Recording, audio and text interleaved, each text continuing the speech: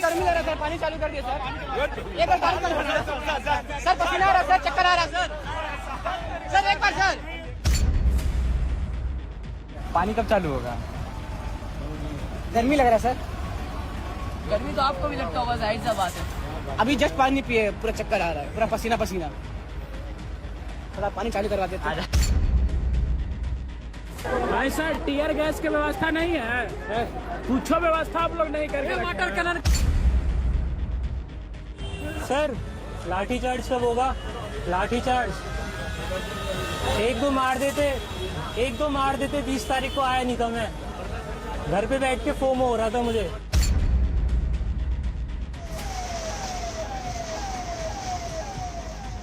जानते हैं, water cannon, tear gas और लाठी मारने की बातें ये प्रदर्शनकारी क्यों कर रहे थे?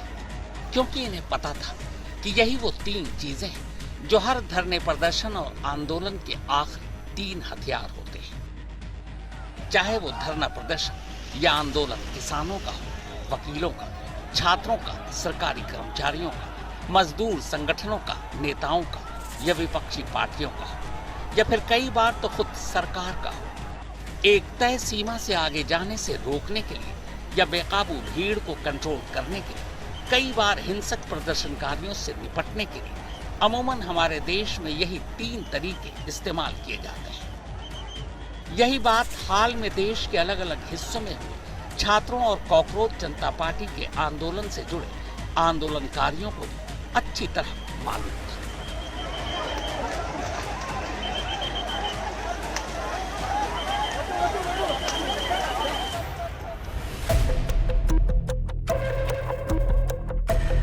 दुनिया में 2 तरह के देश हैं, एक जहां तानाशाही है या फिर राजशाही। वहां आवाम को अपनी आवाज उठाने की इजाजत नहीं होती। सत्ता के खिलाफ बगावत छोड़ी, मुंह खोलने का अंजाम भी मौत से लेकर जेल तक की सजा होती है। लेकिन इस दुनिया में ऐसे देशों की एक बड़ी आबादी है जो खुशनसीब है कि वहां लोकतंत्र है। लोकतंत्र है इसीलिए खुलकर बोलने से लेकर धरना, विरोध प्रदर्शन और आंदोलन की भी इजाजत है। और उन खुशनसीब देशों में एक देश हमारा भी है। हमें हमारा संविधान और उस संविधान का अनुच्छेद 19 देश के हर नागरिक को अपने विचार रखने और बोलने की आजादी देता है। और इसी दायरे में शांतिपूर्ण धरना, प्रदर्शन, आंदोलन और भाषण भी आते हैं।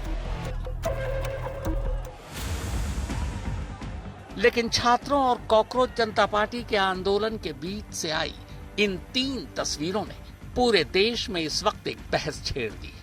खासकर इनमें से 2 तस्वीरें तो ऐसी हैं जिनके बारे में कोई सोच भी नहीं सकता था कि किसी धरना, प्रदर्शन या आंदोलन के दौरान पुलिस या सुरक्षा बल प्रदर्शनकारियों पर इसका भी इस्तेमाल कर सकते हैं। क्योंकि अब तक वो यही जानते थे कि ऐसे मौकों पर पुलिस सिर्फ वाटर कैनन यानी पानी की तेज बौछारें, भीड़ को तितर बितर करने के लिए आंसू गैस के गोले या फिर आखिर में लाठी चला सकते हैं। लेकिन पुलिस या सुरक्षा बल प्रदर्शनकारियों पर छोटे छोटे लोहे के छर्रे से भरे पैलेट गन और AK-47 जैसे घातक हथियार से गोलियां भी चला सकती हैं। ये लोगों ने पहली बार देखा और सुना।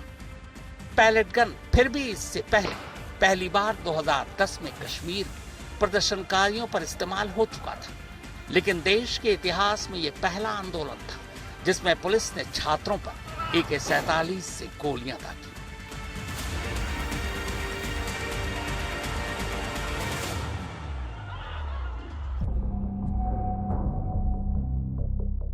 सबसे पहले जंतर मंतर पर 20 जुलाई को हुए प्रदर्शन के दौरान घायल इन प्रदर्शनकारियों को देखिए। चेहरे से लेकर जिस्म के अलग अलग हिस्सों पर ये जो छोटे छोटे निशान आप देख रहे हैं, जानते हैं ये निशान किसके हैं? उसी पैलेट गन से निकले छर्रों के, छोटे छोटे लोहे के छर्रों के। यही सारे वो निशान थे जिन्हें इलाज के दौरान देखने के बाद डॉक्टरों ने पहली बार ये बताया कि ये पैलेट गन से चली गोलियों के छर्रों के जख्म हैं।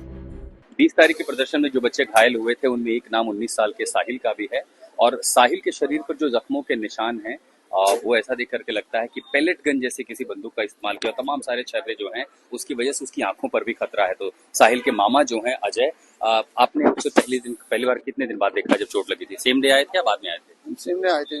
फोन आया था किसी का हमारे पास कि साले को घायल हो चुका है मैम, ऐसी बात है तो आप आ जाओ। हम फिर वहाँ पहुंचे, हमने ये कौन सा हॉस्पिटल है यहाँ पे, नाम याद नहीं है उस हॉस्पिटल, सफदरजंग या एम्स? एक है हॉस्पिटल, उसका नाम याद नहीं है। उसमें था साइन, तो देख के सारा में यहाँ ब्लड लग रही है, यहाँ लग रही है, कटा हुआ था छर्रे क्या? छर्रे यहाँ पे पूरे मुंह पे, आंखों के अंदर पूरे देख के घबरा गए हम तो भाई क्या है क्या नहीं है ये चीज। जैसे ही पैलेट गन को लेकर अफवाह उड़ी, दिल्ली पुलिस ने बिना सोचे समझे इसे झूठी खबर करार दे दिया। दिल्ली पुलिस ने बाकायदा अपने ऑफिशियल सोशल मीडिया हैंडल से फैक्ट चेक करने का दावा करते हुए न सिर्फ इसे गलत बताया, बल्कि ये भी दावा कर दिया कि दिल्ली पुलिस न तो पैलेट गन लेकर जंतर मंतर गई थी और न ही उसका कोई इस्तेमाल हुआ। पर धरना प्रदर्शन के दौरान अमूमन ऐसे जख्म मिलते नहीं है। फिर ये किस तरह के जख्म थे? तो दिल्ली पुलिस के झूठ को खुद उसी के एक थाने ने आईना दिखा दिया। यह पार्लियामेंट स्ट्रीट थाने में दर्ज एक जनरल डायरी है। जनरल डायरी में शिकायत या सूचना लिखी जाती है।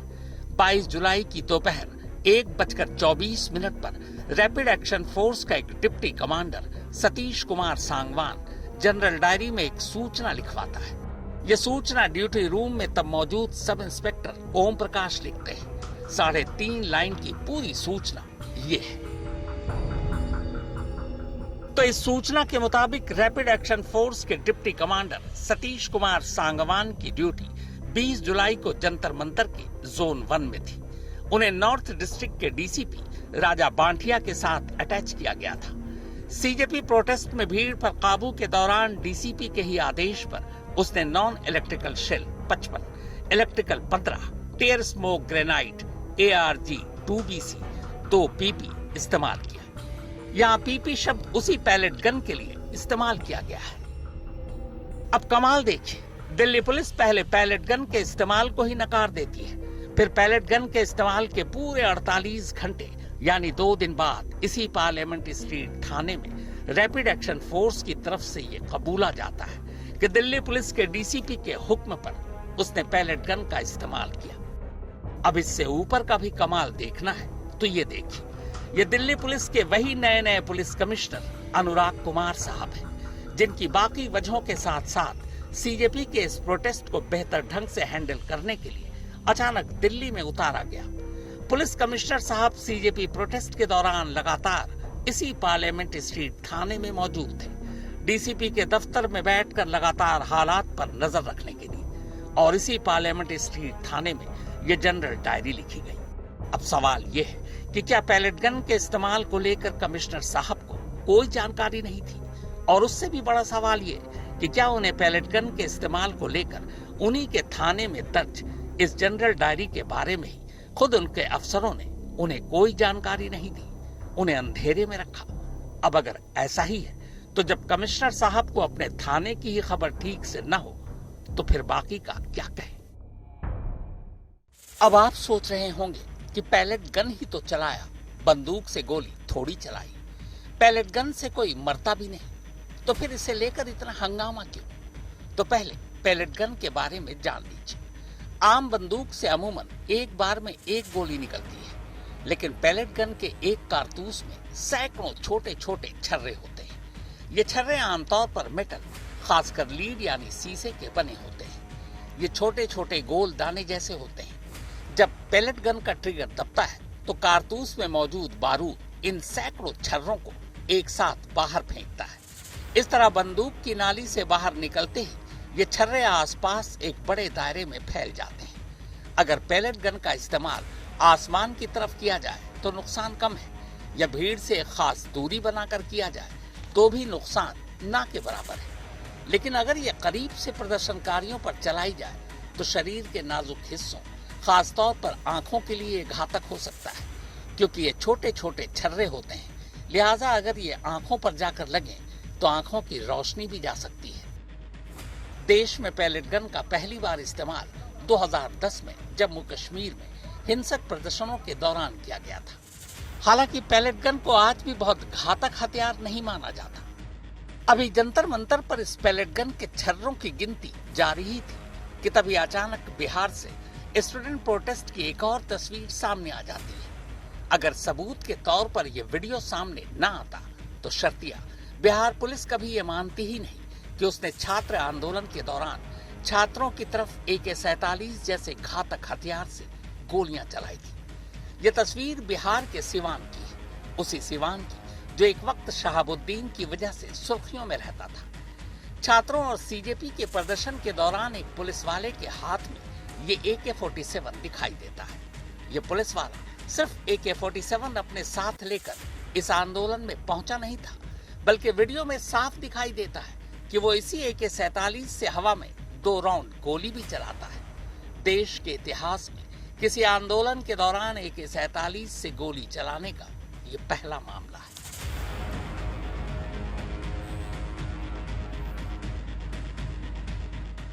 दिल्ली पुलिस की तरह बिहार पुलिस और बिहार सरकार ने पहले तो इस खबर को ही गलत करार दे दिया, लेकिन तस्वीर तो तस्वीर है, इंसान की तरह झूठ नहीं बोलती।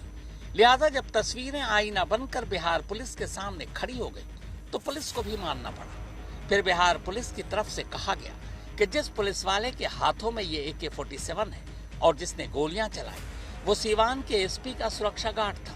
उसकी ड्यूटी आंदोलन की जगह पर थी ही नहीं, वो तो कहीं और जा रहा था, भीड़ में फंस गया और फिर भीड़ से निकलने के लिए गोली चला दी। मतलब कॉमेडी की भी हद होती है।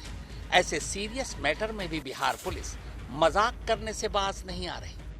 सर, जिस सिपाही का वीडियो वायरल हो रहा है गोली चलाते वक्त, उस पर कार्रवाई हुई है सर? जी, उस सिपाही को तत्काल प्रभाव से निलंबित कर दिया गया है एवं उसके विरुद्ध विभागीय कार्रवाई प्रारंभ की गई है। क्या सर उनके द्वारा बिना आदेश के गोली चलाया गया था क्या? जी, उनको आदेश नहीं था, उनको हवाई फायरिंग भी नहीं करनी चाहिए थी और उन्हें इस तरह का शस्त्र वो पब्लिक में ले ही नहीं जाना चाहिए। वो फंस गए थे, जैसे पूर्व में SP साहब ने बताया, वो कहीं और जा रहे थे और इस कमोशन में फंस गए थे। फिर हुआ यूं कि सारी गाज एक अकेले उसी पुलिस वाले पर गिरा दी गई और सस्पेंड कर दिया गया, यानी बाकी बड़े पुलिस अफसर जिम्मेदारी के इस जंजाल से बच गए। अब पैलेट गन की तरह यहाँ भी सवाल है कि AK-47 का क्यों इतना भौकाल है। अब तोमल क्लाशनिकोव राइफल यानी AK-47 बनाने वाले का नाम है मिखाइल क्लाशनिकोव। 1947 में जब उन्होंने AK-47 बनाया तो देखते ही देखते दुनिया भर में सुरक्षा बलों, सेना, पुलिस और फिर अपराधियों का भी ये सबसे पसंदीदा हथियार बन गया। AK-47 के पॉपुलर होने की सबसे बड़ी वजह ये थी कि ये लंबी दूरी से भी जानलेवा है। ज्यादातर बाकी हथियार की रेंज जहां 30 से 50 मीटर तक होती है, वहीं AK-47 200 से 300 मीटर की दूरी पर भी गोली मारकर किसी की जान ले सकती है।